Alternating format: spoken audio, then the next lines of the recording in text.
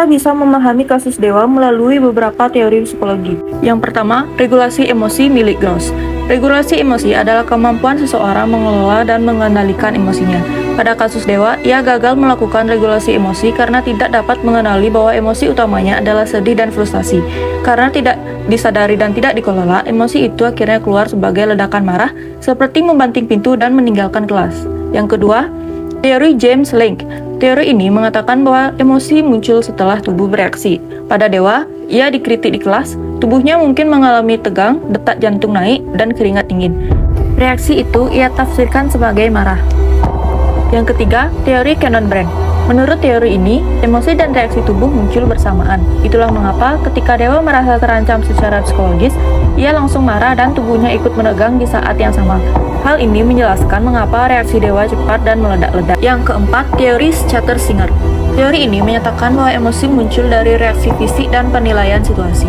Dalam kasus dewa, reaksi fisiknya adalah tegang, keringat dingin, dan detak jantung cepat. Ia tafsirkan sebagai marah karena situasinya sedang penuh konflik, yaitu bertengkar dengan pacar, tidak punya teman curhat, dan stres akademik. Padahal reaksi fisik itu sebenarnya berasal dari sedih dan frustasi, bukan marah. Yang kelima, kecerdasan emosional dari Daniel Goleman.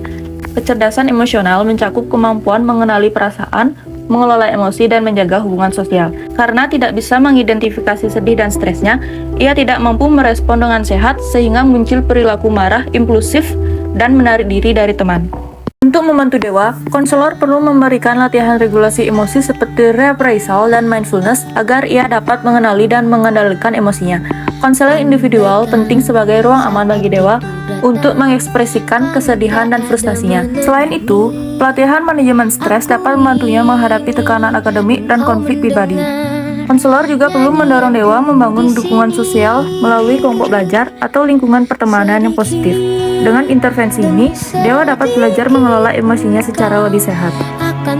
Dari studi kasus ini, kita dapat melihat bahwa emosi seseorang tidak berdiri sendiri. Ada faktor fisiologis, kognitif, dan sosial yang saling mempengaruhi.